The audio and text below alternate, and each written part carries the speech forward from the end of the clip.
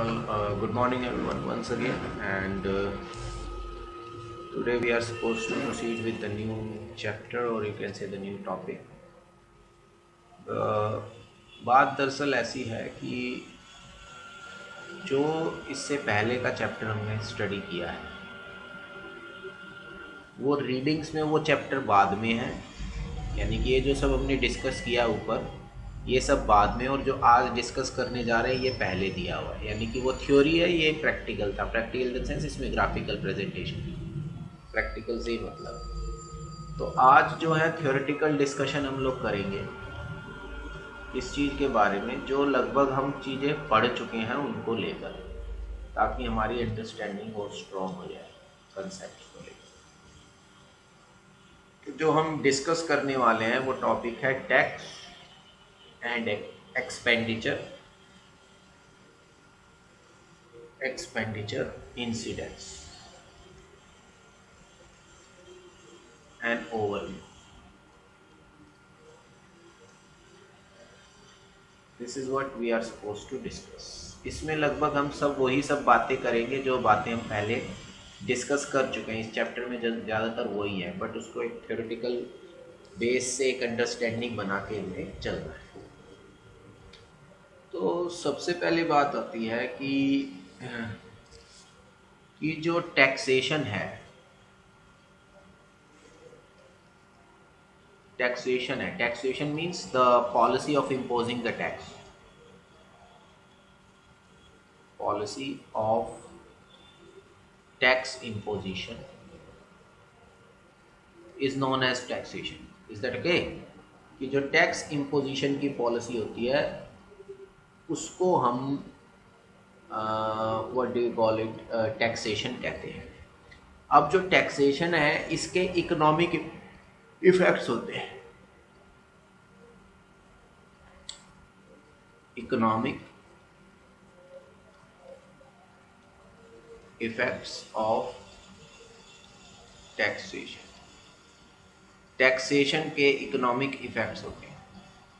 अब जो टैक्सेशन के इकोनॉमिक इफेक्ट्स हैं उसको आप दो पार्ट्स में डिवाइड कर सकते हो फर्दर। इकोनॉमिक इफेक्ट का मतलब क्या हो गया कि देखो, टैक्स इम्पोज करने की जो पॉलिसी है वो टैक्सेशन हो गई, कि how much tax is to be imposed on what commodities the tax is to be imposed, किस चीज़ पर टैक्स लगाया जाएगा। तो उसमें क्या है, दो तरह की कुछ टर्म्स होती हैं। एक तो होता है टैक्स रेट, एक होता है टैक्स बेस। टैक्स बेस का मतलब क्या होता है? टैक्स बेस का मतलब है एक तरीके से एंटिटी और आर्टिकल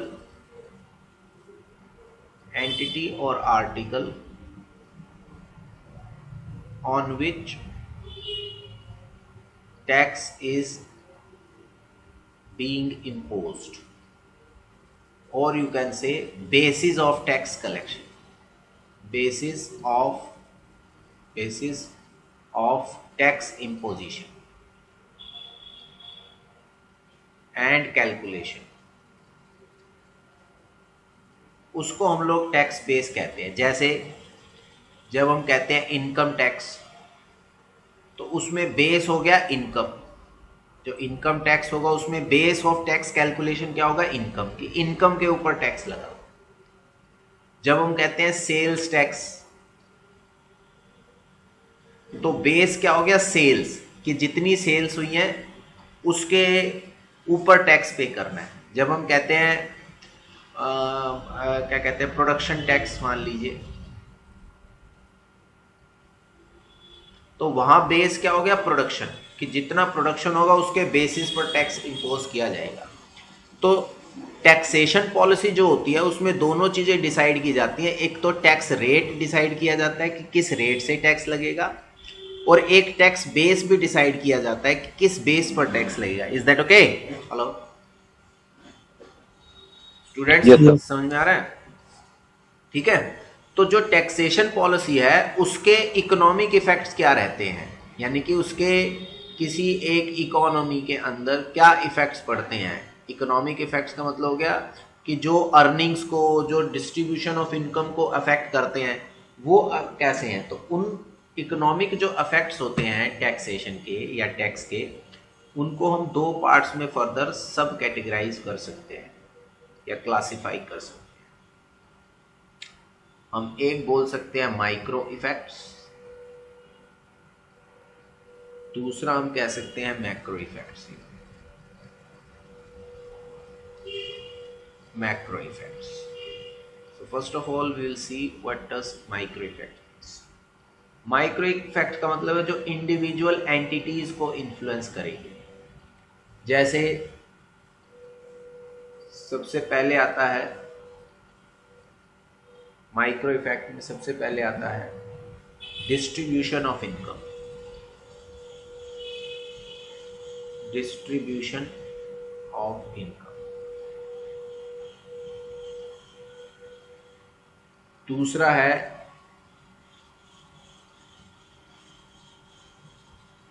एफिशिएंसी ऑफ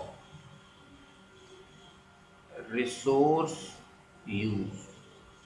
रिसोर्स को यूज करने की एफिशिएंसी, अभी इनको डिस्कस करते हैं हम लोग। देखो, डिस्ट्रीब्यूशन ऑफ इनकम का मतलब क्या है कि जब भी टैक्स इंपोज होगा तो इंडिविजुअल्स की इनकम रीडिस्ट्रीब्यूट हो जाती है। इनकम रीडिस्ट्रीब्यूट होने का मतलब है परचेजिंग पावर चेंज हो जाती है या बदल जाती है लोगों की। तो जिस पर टैक्स इंपोज लगेगा उसकी परचेजिंग पावर कम होगी, और जिसके ऊपर वो टैक्स को टैक्स की कलेक्शन करने के बाद गवर्नमेंट टैक्स को रेवेन्यू को कलेक्ट करेगी, और उस टैक्स रेवेन्यू को कलेक्ट करने के बाद गवर्नमेंट जिन लोगों पर जिस सेक्शन के लिए वो कैसा खर्च करेगी उनकी परचेजिंग पावर बढ़ जाएगी। Are you getting my point? Hello? Yes sir. ठीक है ना भाई, जिनसे कलेक्ट करेंगे उनके ऊपर तो एक तरीके से उनके ऊपर तो बर्डन बढ़ गया या उनकी परचेजिंग पावर कम हुई, वो वर्स ऑफ हो गए। और जिनसे कलेक्ट करके फिर जिनके वेलफेयर के लिए खर्च किया वो बेटर ऑफ हो जाएंगे, उनकी परचेजिंग पावर बढ़ जाएगी। तो इसलिए डिस्ट्रीब्यूशन ऑफ इनकम की भी ये बात है। दूसरा है एफिशिएंसी ऑफ रिसोर्स यूज, कि भाई जो टैक्सेशन है उसमें आप रिसोर्सेज को एफिशिएंटली यूज करने का भी वो लगाते हो, प्रोविजन होता है। कैसे कि जिस चीज को आप टैक्स करोगे उस चीज का इसका आपको मालूम है कि कॉस्ट ज्यादा पड़ गई है। अब उस चीज की अगर कॉस्ट ज्यादा है तो इसका मतलब उस चीज को फिर आप ज्यादा एफिशिएंटली यूज करने की कोशिश करते हो। Are you getting my point? Hello? Hello students? Yes sir. समझ में आ रहा है स्टूडेंट्स? क्या मेरी आवाज आ रही है आप लोगों को? Yes sir. Yes sir. हाँ, ठीक है, समझ में आया आपको? तो एफिशिएंसी ऑफ रिसोर्स यूज भी इसमें मैटर करता है। अब हम देख लेते हैं मैक्रो इफेक्ट्स। ये मैक्रो इफेक्ट्स क्या है?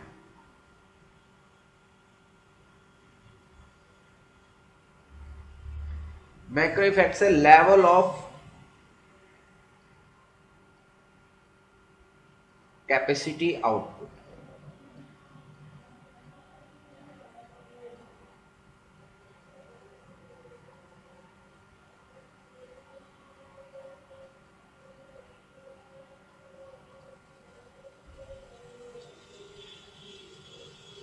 दूसरा है एम्प्लॉयमेंट।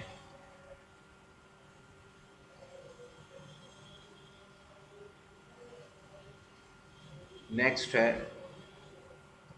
Prices and growth. कि मैक्रो लेवल पर जो टैक्सेशन पॉलिसी है वो एक तरीके से आउटपुट की प्रोडक्शन कैपेसिटी को भी, इकोनॉमी की जो प्रोडक्शन कैपेसिटी जो है उसको भी इन्फ्लुएंस करती है कि प्रोडक्शन कैपेसिटी क्या रहेगी, आउटपुट किस लेवल तक प्रोड्यूस होगा इकोनॉमी में। इस चीज को भी डिटरमाइन करता है कौन? Taxation policy. अब इसको कैसे डिटरमाइन करता है कितना प्रोडक्शन होगा? सपोज जैसे मैं आपको एग्जांपल देता हूं, XYZ कोई कमोडिटी है, उस कमोडिटी के प्रोडक्शन पर टैक्स लगा दिया गवर्नमेंट ने, प्रोडक्शन पर टैक्स लगा दिया। अब जो टैक्स है उसमें जैसा हमने पढ़ा, पहले भी पढ़ चुके हैं हम, मैं एक बार फिर से रिपीट कर देता हूं उसी पॉइंट को। आपने ये देखा कि भाई जो प्रोडक्शन हम करते हैं तो उसमें तीन कंसेप्ट हमने पढ़े थे। एक पढ़ा था इम्पैक्ट ऑफ टैक्स, एक था इंसिडेंस ऑफ टैक्स, और एक था शिफ्टिंग ऑफ टैक्स बर्डन।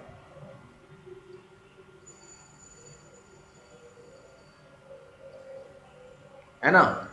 तो जो इम्पैक्ट ऑफ टैक्स है इसको हम एक और नाम से जानते हैं, स्टैट्यूटरी इंसिडेंस।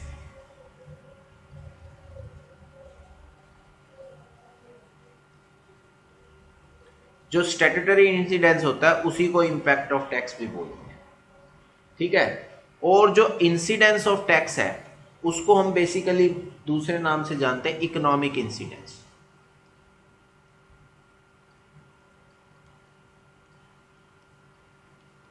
ठीक है? और जो ये प्रोसेस होता है कि जो टैक्स बर्डन है वो एक इंडिविजुअल से दूसरे पर शिफ्ट किया जा सकता है, उसको बोलते हैं शिफ्टिंग ऑफ टैक्स बर्डन या शिफ्टिंग सिंपली। तो अब ये ध्यान से देखो कि जो टैक्स इंपोज होता है, गवर्नमेंट ने जैसे सेल्स पर टैक्स किया, सेल्स टैक्स इंपोज किया गवर्नमेंट ने, लेट अस अज्यूम। अब सेल टैक्स क्या होता है? जब भी सेल टैक्स की बात आएगी या सेल्स की बात आएगी, इसका मतलब ये ट्रांजैक्शन इन्वॉल्व है। यस और नो? हेलो? Yes sir. ठीक है ना? ट्रांजैक्शन इन्वॉल्व है, इसका मतलब to parties are involve.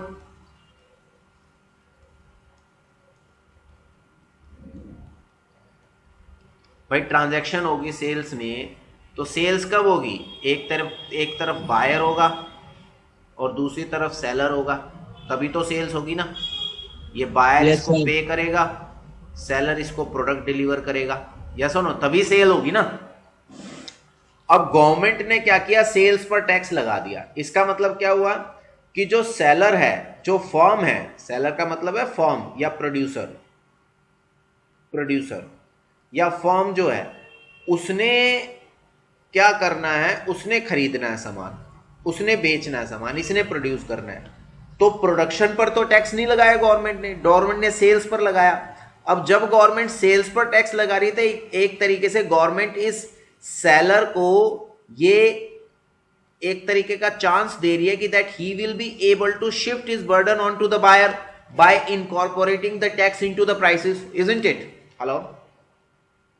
Yes sir. ठीक है ना? Yes sir. वो अलग बात है कि जो बायर होगा वो कहेगा भाई मैं तो कम खरीदूंगा अगर महंगा मिलेगा, तो वो फिर टैक्स की एडजस्टमेंट होगी। जो हमने पीछे पढ़ा था कि कौन कितना बर्डन शिफ्ट करेगा, टैक्स का बर्डन किस पर कितना होगा, वो डिपेंड करेगा इलास्टिसिटी ऑफ डिमांड और इलास्टिसिटी ऑफ सप्लाई पर। ये हमने पीछे पढ़ा था ना। Hello? Yes yes sir. Sir. ठीक है ना स्टूडेंट्स? जो पीछे पढ़ा हमने ये तो इसका मतलब ये है, इसका मतलब क्या है कि जो टैक्स का जो बर्डन है, जो इम्पोजिशन है, वो एक तरीके से ट्रांजैक्शंस इन्वॉल्व करता है, और ट्रांजैक्शन इन्वॉल्व करता है तो इसलिए बायर्स और सेलर्स के डिसीजन को भी वो इन्फ्लुएंस करता है। दूसरी चीज ये है कि अगर मान लीजिए ये टैक्स सेल्स पर नहीं लगा होता, ये टैक्स लगा होता प्रोडक्शन पर, जिसको कई बार आप एक्साइज ड्यूटी भी बोलते हैं। ठीक है? सपोज करो प्रोडक्शन पर लगा होता, तो जो वो फॉर्म है, उस फॉर्म को वो फॉर्म क्या करेगी? उस फॉर्म के लिए वो कॉस्ट ऑफ प्रोडक्शन बढ़ जाएगी। अब कॉस्ट ऑफ प्रोडक्शन बढ़ेगी तो ये फॉर्म क्या करेगी? डिमांड कम करेगी, मतलब कि कम प्रोडक्शन करेगी। क्यों? क्योंकि कमोडिटी एक्सपेंसिव होने वाली है। क्या मेरी बात समझ में आ रही है? तो प्रोडक्शन कैपेसिटी इन्फ्लुएंस हो जाएगी। दूसरी तरफ क्या है? सपोज करो अगर गवर्नमेंट ने जैसे इनकम टैक्स लगा दिया। इनकम टैक्स लगाने का मतलब क्या है कि reduction in purchasing power.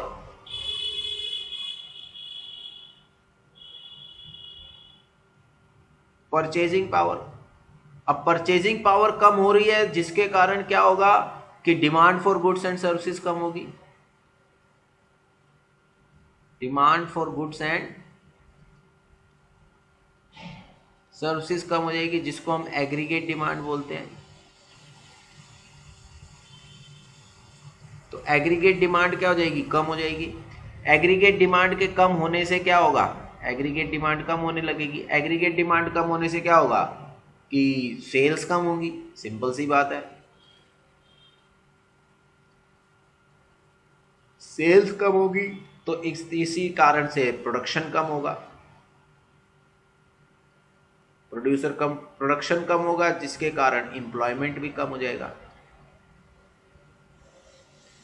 Employment कम होगा तो एक तरीके से यहाँ पर डिमांड घटेगी तो यहाँ पर सेल्स भी कम हो जाएंगी और प्राइसेस भी कम हो जाएंगे, घटने लग जाएंगे उसके, उस कमोडिटी की डिमांड ही नहीं।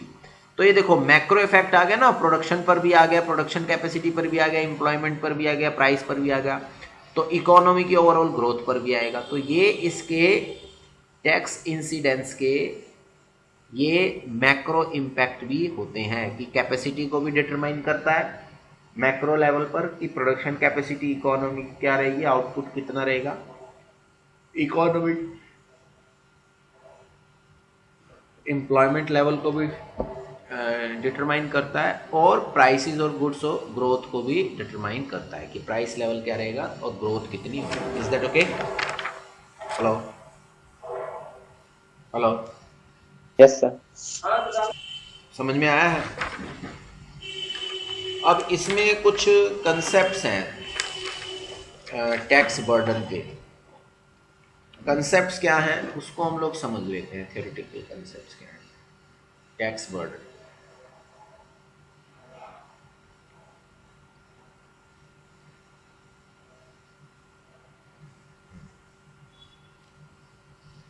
अब है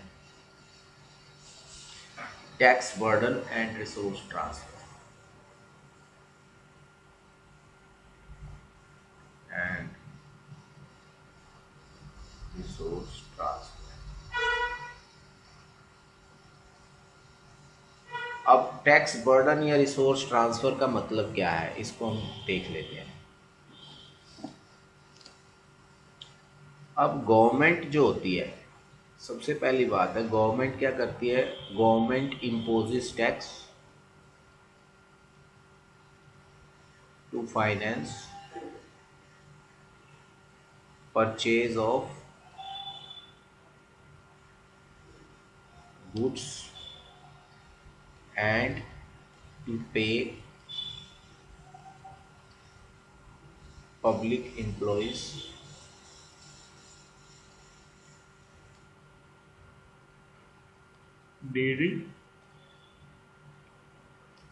needed to provide social goods and services. कि पहले केस में क्या होता है कि गवर्नमेंट जो है वो एक्चुअल में क्या करती है, टैक्स इम्पोज करती है। सवाल है टैक्स इम्पोज करके करेगी क्या गवर्नमेंट? भाई देखो गवर्नमेंट जब चलती है या गवर्नमेंट जब काम करती है तो वो एक तरीके के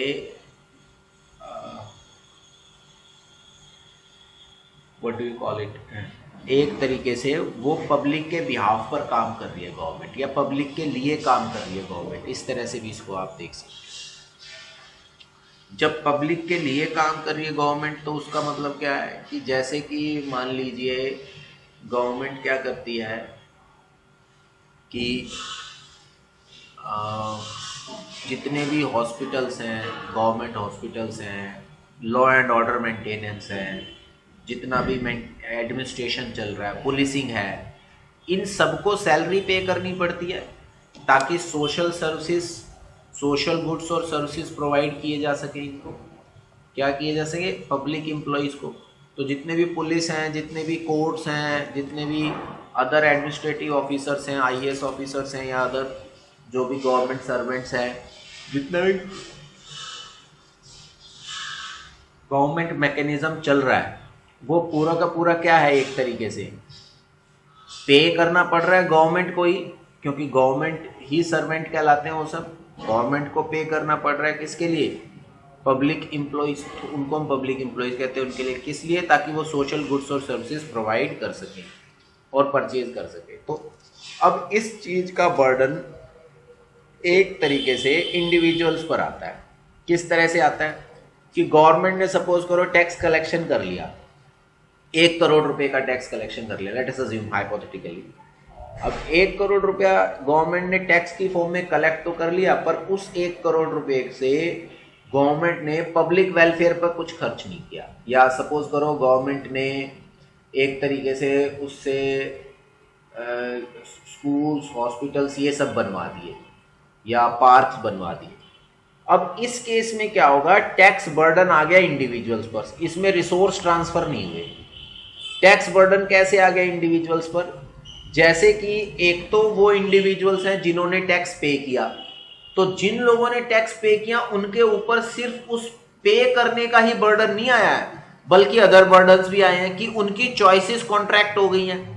भाई मान लीजिए 1,000 रुपया किसी के पास 10,000 रुपये महीने की इनकम है, उसे उसमें से 2,000 रुपये टैक्स पे करना पड़ गया, उसे उसमें से 2,000 रुपये, एक मिनट होल्ड करो, कॉलेज से फोन आ रहा है, एक minute hold. Okay let's start. तो अब जब गवर्नमेंट टैक्स इंपोज करती है किसी इंडिविजुअल पर, तो उसके ऊपर सिर्फ फाइनेंशियल बर्डन नहीं आता है, उसके ऊपर एक तरीके से वो बर्डन भी आ जाता है, या इनडायरेक्ट कॉस्ट जिसको हम अपॉर्चुनिटी कॉस्ट बोलते हैं, वो अपॉर्चुनिटी कॉस्ट की फॉर्म में भी उसके ऊपर इंपोजिशन होती है। यानी कि जब टैक्स इंपोज होता है, टैक्स इंपोजिशन से सिर्फ फाइनेंशियल बर्डन ही नहीं आता है, या जिसको हम इकोनॉमिक बर्डन बोलते हैं, बर्डन नहीं होता है, बल्कि इसके अलावा प्लस अपॉर्चुनिटी कॉस्ट पे हुई, अपॉर्चुनिटी कॉस्ट या जिसको हम लोग बोलते हैं सोशल कॉस्ट भी उसके ऊपर आ जाती है। सोशल कॉस्ट की फॉर्म अपॉर्चुनिटी कॉस्ट क्या आती है कि उस इंडिविजुअल की जो अमाउंट उसने टैक्स की फॉर्म में दिया है, उस अमाउंट ने उस इंडिविजुअल के परचेजिंग पावर को कम किया, उतने से उसकी इनकम कम हो गई है, और उसकी इनकम उतने रुपए से कम हुई है तो उसके चॉइसेस उतने ही रिस्ट्रिक्ट हो गए हैं। यानी कि जो वो अदर गुड्स और सर्विसेज परचेज करके अपने वेलफेयर को और बढ़ा सकता था, वो नहीं कर पाया। तो एक तरीके से ये इनडायरेक्टली कॉस्ट इंपोज हो रही है, ठीक है। और कुछ जगह होते हैं रिसोर्स ट्रांसफर होता है कि गवर्नमेंट टैक्स कलेक्ट करती है तो सब्सिडी भी देती है लोगों को, बट इन सब चीजों से क्या होता है कि डिस्ट्रीब्यूशन ऑफ इनकम जो है वो इफेक्टेड होता है। डिस्ट्रीब्यूशन ऑफ इनकम कैसे इफेक्टेड होता है कि जिनके ऊपर टैक्स इंपोज हुआ उनका परचेजिंग पावर कम हुई, और जिनको वो सब्सिडी मिलेगी या जिनको वो ट्रांसफर्स रिसोर्सेज मिलेंगे ट्रांसफर्स की फॉर्म में, उनका वेलफेयर या उनकी परचेजिंग पावर बढ़ जाएगी। Are you getting my point? Hello students, yes sir. ठीक है, समझ में आया आपको? तो ये जो मैंने बताया कि जो ये अपॉर्चुनिटी कॉस्ट के बारे में जो लगता है, यानी कि जो उसकी चॉइसेस रिस्ट्रिक्ट हो गई, वो जिन चीज़ों को खरीद सकता था वो अब नहीं खरीद पाएगा, या उसकी चॉइस लिमिटेड हो गई, या उसका सेटिस्फेक्शन का लेवल कुछ ना कुछ कम रहा। क्यों? क्योंकि उसका जो बजट है वो डिस्टर्ब हो गया।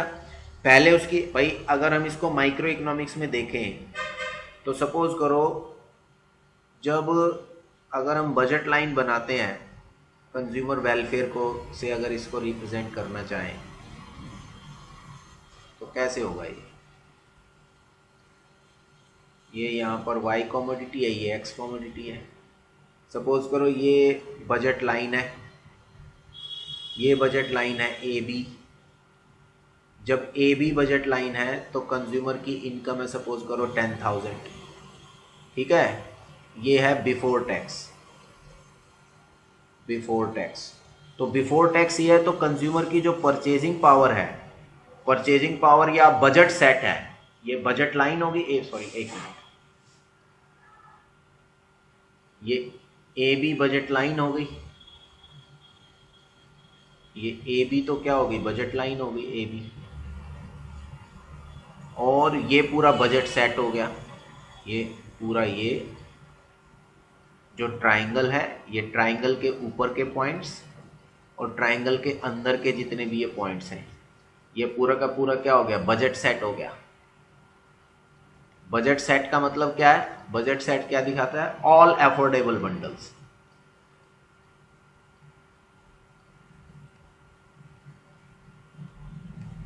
तो जब ये ऑल अफोर्डेबल बंडल्स हैं, और जब इनकम टैक्स इंपोज हो गया, सपोज करो टैक्स इंपोज हो गया 2,000 रुपीज का, तो इसका मतलब अब उसकी जो बजट लाइन है वो ए भी नहीं रही, अब उसकी बजट लाइन सी डी बन जाएगी, जो कि सिर्फ 8000 को रिप्रेजेंट करेगी, 10,000 माइनस 2000 एज अ टैक्स। तो अब जो सी डी बजट लाइन बनेगी वो ऑब्वियस बात है इसके अंदर पैरेलल डाउनवर्ड जाएगी, यस और नो? ये सी और ये डी और ये डी, तो इसका मतलब क्या हुआ कि अब उसका जो बजट सेट है सिर्फ ये रह गया, जो ब्लू शेड कर रहा हूं मैं, ये बजट सेट रह गया सिर्फ। तो अब देखो जैसे ही कंज्यूमर ने 2000 रुपीज एज अ टैक्स पे किए तो उसका सिर्फ इकोनॉमिक बर्डन ही कम नहीं हुआ, इकोनॉमिक बर्डन ही नहीं पड़ा उसके ऊपर, उसकी चॉइसेस भी रिस्ट्रिक्ट हो गई हैं, उसकी चॉइसेस भी क्या हो गई हैं, लेस सेटिस्फैक्ट्री हैं। भाई अब इस पे आप उसका सेटिस्फैक्शन लेवल मेजर करना चाहते हैं तो आप इस पे इंडिफरेंस कर्व बना लीजिए, पहले यहां पर था तो वो इस हायर इंडिफरेंस कर्व पर था पहले, U0 के E0 पॉइंट पर। अब टैक्स लगने के बाद ऑब्वियस बात है वो लोअर इंडिफरेंस कर्व पर जाएगा, ये यहां ले लेते हैं इसको, ये लोअर इंडिफरेंस कर्व है, तो यानी कि उसका सेटिस्फैक्शन का लेवल कम हो गया, लेस सेटिस्फैक्शन मिल रहा है, तो इसको बोलते हैं एक्सेस बर्डन। ये एक्सेस बर्डन हुआ कि जो उसकी चॉइस रिस्ट्रिक्ट हो गई है कि अब वो कम गुड्स और सर्विसेज खरीद पा रहा है। Is there any doubt to anyone? Hello students? No sir. जितना अब तक हमने पढ़ा है इससे संबंधित कोई सवाल पूछना आप में से किसी ने?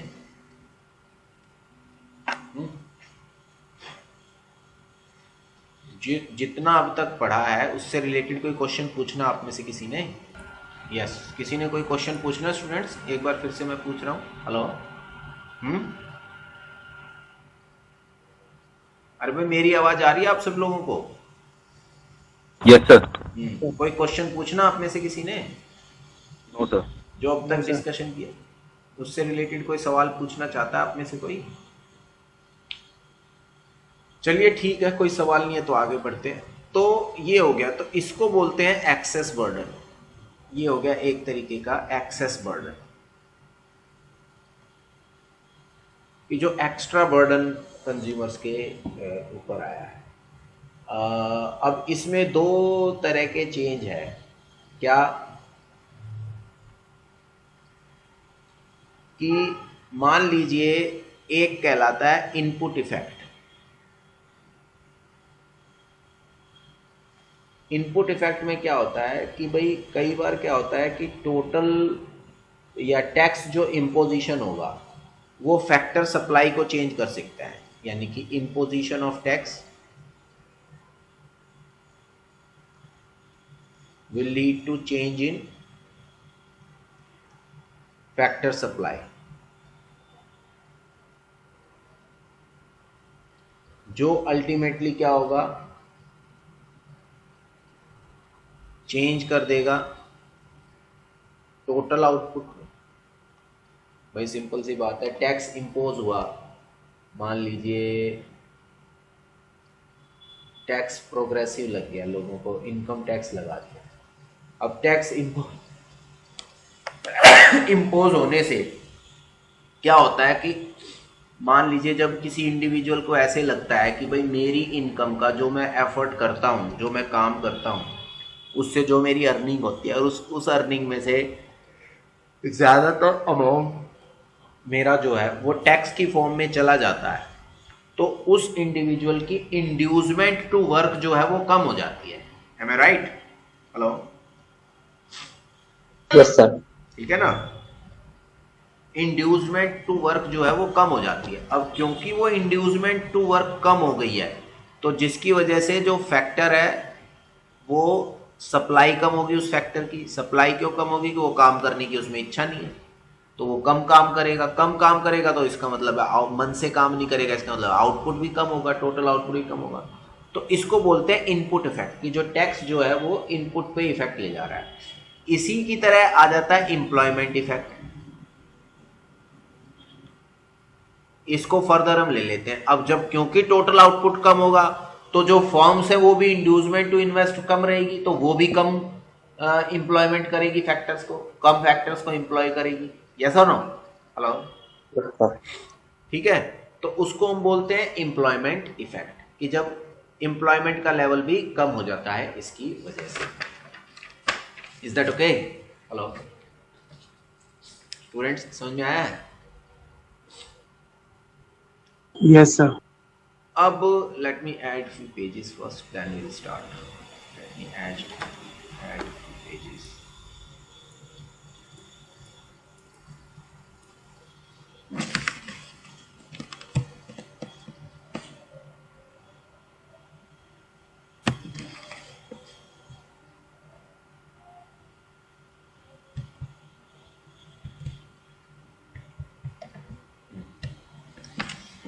अब आता है कुछ ऑल्टरनेटिव कंसेप्ट्स ऑफ इंसिडेंस।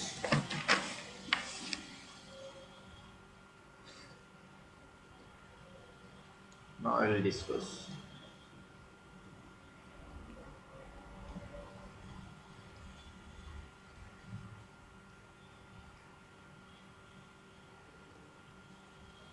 अब है alternative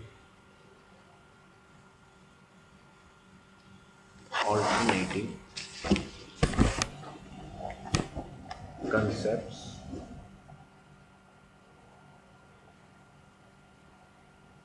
of incidence, tax incidence के ऑल्टरनेटिव कंसेप्ट। तो इसमें बेसिकली हम तीन कंसेप्ट्स देखेंगे। एक देखेंगे absolute tax incidence, the another one is differential tax incidence, and the next one is budget incidence.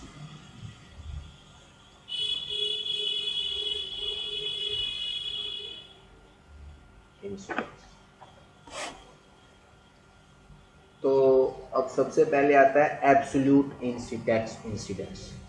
Absolute tax incidence में हम लोग क्या करते हैं, बेसिकली होता क्या है कि इसमें डिस्ट्रीब्यूशनल इफेक्ट को मेजर करते हैं। डिस्ट्रीब्यूशनल इफेक्ट क्या है? डिस्ट्रीब्यूशनल इफेक्ट का मतलब है कि how imposition of tax have affects the distribution of income, जो हमने ऊपर डिस्कस किया था ये, कि भाई जो टैक्स का इम्पोजिशन है उसका माइक्रो इफेक्ट आता है कि वो डिस्ट्रीब्यूशन ऑफ इनकम को प्रभावित करता है। यानी कि कुछ लोगों से टैक्स कलेक्ट करेगा और दूसरे लोगों को देगा, तो उससे इनकम डिस्ट्रीब्यूशन चेंज होता है इकोनॉमी में। ठीक है, तो अब इसमें एब्सोल्यूट इम्पैक्ट को देखने के लिए क्या होता है, अब दो तरीके हो सकते हैं, ध्यान से देखो। ये तीनों बताने से पहले मैं थोड़ा सा आपको एग्जांपल देता हूँ। दो चीजें होती हैं, एक होता है बजट। बजट में क्या होता है, दोनों चीजें देखा जाती है। क्या? एक तो रेवेन्यू यानी कि इनकम एक तरीके से, और दूसरा देखा जाता है एक्सपेंडिचर। तो इनकम होता है टैक्सेशन की फॉर्म में, और एक्सपेंडिचर करते हैं पब्लिक एक्सपेंडिचर की फॉर्म में, गवर्नमेंट कि पब्लिक को वेलफेयर के लिए जो पैसा खर्च करती है। और टैक्सेशन तो टैक्सेशन है ही। तो जब सिर्फ डिस्ट्रीब्यूशन ऑफ इनकम को देखना हो, जब एब्सोल्यूट इंसिडेंस को देखना हो कि एक्चुअल में कितना फर्क पड़ा है, कितना प्रभाव पड़ा है, इकोनॉमिकली कितनी अफेक्ट हुए लोग, तो यहां पर क्या किया जाता है, पब्लिक एक्सपेंडिचर को कांस्टेंट मान लिया जाता है। इसमें क्या किया जाता है, होल्डिंग पब्लिक एक्सपेंडिचर कांस्टेंट। क्यों? क्योंकि टैक्स कलेक्ट करके खर्च भी कर सकते हैं ना उसको पब्लिक वेलफेयर के लिए। तो जब गवर्नमेंट क्या करती है कि टैक्स को इंपोज करे, बट जो एक्सपेंडिचर पब्लिक के ऊपर गवर्नमेंट कर रही है उस एक्सपेंडिचर को कांस्टेंट बनाए रखे, तो tax revenue, imposition of tax होगा, तो जिससे टैक्स रेवेन्यू तो बढ़ जाएगा, गवर्नमेंट के पास, एक्सपेंडिचर नहीं बढ़ेगा। तो ये मेजर करेगा एब्सोल्यूट इंसिडेंस कि एक्चुअल में सोसाइटी के ऊपर कितना, लोगों के ऊपर कितना इंसिडेंस, कितना प्रभाव पड़ा है। Is that okay? Hello hello, Yes, sir. ठीक है ना? ठीक है।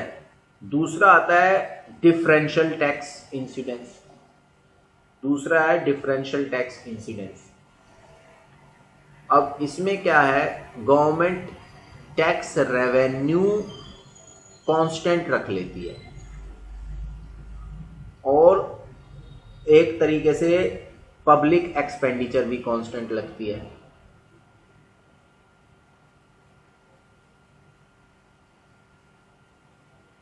यानी कि जो रेवेन्यू कलेक्ट होगा वो भी कांस्टेंट होगा और जो खर्चा गवर्नमेंट कर रही है वो भी खर्चा होगा। यानी कि पहले अगर टैक्स कलेक्शन से गवर्नमेंट के पास 10,000 रुपीज आ रहे थे फर्स्ट केस में, तो सेकंड केस में भी 10,000 रुपीज ही आएंगे, फिर भी टैक्स लगेगा। तो गवर्नमेंट क्या करती है कि जैसे मान लीजिए इनकम टैक्स को कम कर दे और सेल्स टैक्स को बढ़ा दे, तो इनकम टैक्स के कम होने से सपोज करो 10,000 रुपए जो टैक्स रेवेन्यू था वो कम हुआ, पर सेल्स टैक्स के लगने से 10,000 ही बढ़ गया। तो ये इन्होंने ही आपस में कंपनसेट कर दिया ना टैक्स के, एक टैक्स ने दूसरे टैक्स को रिप्लेस कर दिया। Hello hello, Yes, yes, sir. ठीक है ना? Yes, sir. तो इससे इनकम डिस्ट्रीब्यूशन पर कितना फर्क पड़ा उसको, और एक्सपेंडिचर हमारा कांस्टेंट है, तो इसको बोलते हैं डिफरेंशियल टैक्स इंसिडेंस। इसे क्या कहते हैं? Differential tax incidence. Is that okay? Yes, sir. Hello, Yes, sir. ठीक है। तीसरा आता है बजट इंसिडेंस। तो बजट इंसिडेंस में क्या है, सिंपल सी बात है, गवर्नमेंट टैक्स भी इंपोज करती है और पब्लिक एक्सपेंडिचर भी बढ़ाती है, एक्सपेंडिचर भी इंक्रीज करती है। तो एक तरफ तो लोगों की जो क्या कहते हैं कि अर्निंग है, लोगों की अर्निंग वो कम हो जाएगी टैक्स के अमाउंट से। दूसरी ओर जो सेल्स हैं वो बढ़ जाएंगी। क्यों बढ़ जाएंगी? कि टैक्स जो गवर्नमेंट ने जो परचेज किया है सामान, उसके ऊपर सामान की सेल्स बढ़ जाएगी लोगों की। कि जैसे कि मान लीजिए दुकानदार थे, उन दुकानदार के ऊपर टैक्स लगा दिया गवर्नमेंट ने 10,000 रुपए का, पर उस 10,000 रुपए से ही गवर्नमेंट ने पब्लिक में बांटने के लिए उस शॉप से सामान खरीद लिया 10,000 रुपीज का। तो ये दो तरह का इफेक्ट आ गया ना शॉपकीपर के ऊपर, कि भाई 10,000 रुपीज उसकी रेवेन्यू कम भी हो गई, अर्निंग कम भी हुई, मतलब कि 10,000 रुपीज से उसकी इनकम कम भी हुई, और सेल्स बढ़ाकर उसकी इनकम, जब उसने सेल्स की परचेज की गवर्नमेंट ने, तो उसकी सेल्स भी बढ़ गई 10,000 से। ठीक है ना? यानी कि डिस्पोजेबल इनकम एक तरीके से रिड्यूस भी हुई, दूसरी तरफ से बढ़ भी गई। गवर्नमेंट का रेवेन्यू जो था वो बढ़ा बट टैक्स के अमाउंट से, बट उससे उसने बेनिफिट पहुंचा दिया उतने ही रुपए का, किसको? सोसाइटी को, पब्लिक को। तो इसको बोलते हैं बजट इंसिडेंस, कि भाई आप एक फॉर्म में तो आप रेवेन्यू कलेक्ट कर रहे हो और दूसरी फॉर्म में उस रेवेन्यू को पब्लिक तक पहुंचा रहे हैं। Is that okay? Hello, Yes, sir. कोई डाउट, कोई सवाल पूछना है इससे रिलेटेड आप में से किसी ने? अरे भाई, कोई सवाल पूछना है किसी स्टूडेंट ने? No, sir. ठीक है, ओके देन लेट्स प्रोसीड। अब जो नेक्स्ट टॉपिक है, I think the next topic is something called burden, impact from sources and uses side। अब इसके लिए हम क्या है, रियल डिस्पोजेबल इनकम को हम देखते हैं। तो कहता है कि कंज्यूमर की जो डिस्पोजेबल इनकम होती है, डिस्पोजेबल रियल इनकम जो होगी, इन शॉर्ट इसको बोलता है DRY। कहता है ये इज इक्वल्स टू कैसे, यानी कि एक तरीके से कहता है DRY इज इक्वल्स टू है E minus TY divided by P plus T S. अब यहाँ पर कौन सी चीज, कौन सा वेरिएबल क्या, let us try and see that. E is the earnings. E represents the earnings. Ty represents the income tax. तो ये हमारी इनकम टैक्स हो गई, ये हमारी इनकम होगी, यानी कि जो भी हमारी अर्निंग है उसमें से जो भी हमारा इनकम टैक्स चला गया, तो ये इन दोनों का जो डिफरेंस है ये हमारी डिस्पोजेबल इनकम हो गया। ये जो डिफरेंस है यानी कि disposable income is equals to क्या होगी, ई माइनस टी वाई हमारी डिस्पोजेबल इनकम। ठीक है, अब ये क्या है, पी, ये है प्राइस, प्राइसेस ऑफ कमोडिटीज, और टीएस क्या है, टीएस है सेल्स टैक्स, क्योंकि वो प्राइस में इनकॉर्पोरेटेड होता है। तो ये एक तरीके का प्राइस हो गया, जो एक्चुअल प्राइस जो बर्डन किसी बायर पर या कंज्यूमर पर पड़ेगा। तो उसकी रियल इनकम क्या होगी कि जो भी उसकी डिस्पोजेबल इनकम है डिवाइडेड बाय जो भी प्राइसेस उसे पे करने पड़ रहे हैं, तो ये उसकी रियल डिस्पोजेबल इनकम कहलाती है। Is that okay? अब इसमें दो तरह से टैक्सेशन अफेक्ट कर रहा है कि अगर इनकम टैक्स बढ़ रहा है तो डिस्पोजेबल इनकम कम हो रही है, और सेल्स टैक्स बढ़ रहा है तो भी डिस्पोजेबल इनकम कम हो रही है, रियल डिस्पोजेबल इनकम कम हो रही है। क्यों? क्योंकि सेल टैक्स उसकी प्राइसेस को बढ़ा रहा है, तो जिसकी वजह से परचेजिंग पावर को अफेक्ट कर रहा है, और ये इनकम टैक्स क्या कर रहा है कि उसके डायरेक्टली उसके रिसोर्स उससे गैदर किए जा रहे हैं, जिसको पे आउट कर रहा है गवर्नमेंट को, यानी कि उसकी परचेजिंग पावर को डायरेक्ट अफेक्ट कर रहा है। बट रियल डिस्पोजेबल इनकम दोनों ही केसेस में अफेक्ट हो रही है। Is that okay? Hello? Yes, yes. तो this is what all about this unit. तो इस यूनिट का जो ये टॉपिक है ये ख़त्म हो जाते हैं। इससे रिलेटेड कोई क्वेश्चन पूछना आप में से किसी ने, कोई सवाल पूछना है तो पूछ लीजिए। सर एक बार लास्ट टॉपिक फिर से, डिस्पोजेबल रियल इनकम। हाँ, कि जो डिस्पोजेबल रियल इनकम है वो क्या होती है? डिस्पोजेबल रियल इनकम है कि वो income that is being left out after payment of tax, कि टैक्स की पेमेंट के बाद जो भी इनकम लेफ्ट आउट हो जाती है उसको हम डिस्पोजेबल इनकम बोलते हैं। तो मैं इसको फिर से लिख देता हूं, एक बार दोबारा से फिर से रिपीट कर देता हूं। तो डिस्पोजेबल इनकम क्या होगी?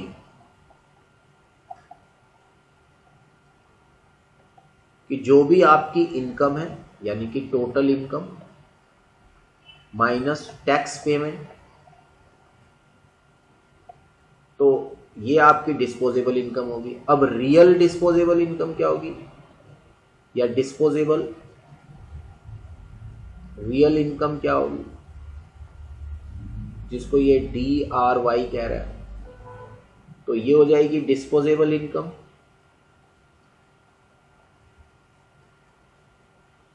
Divided by prices. अब जो ये प्राइसेस होते हैं, तो प्राइस के दो कंपोनेंट होते हैं, एक तो प्राइस इटसेल्फ होता है प्लस एक टैक्स होता है जिसको आप सेल्स टैक्स बोलते हो। यस और नो? हेलो?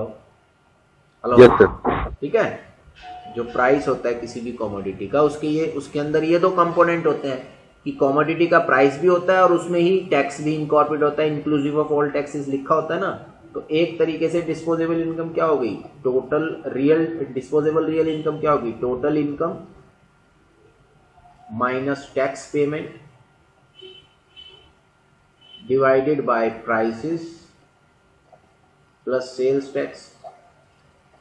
उसी चीज को अगर हम सिंबॉलिकली लिख दें तो dy इज इक्वल्स टू होगा e minus T Y upon में p प्लस टी एस, जहां पर e हो गया टोटल इनकम, टी वाई हो गया टैक्स पेमेंट यानी कि इनकम टैक्स, p हो गया प्राइस और टी एस हो गया आपका sales tax. Is that okay? Yes sir. ठीक है, कोई डाउट और कोई डाउट?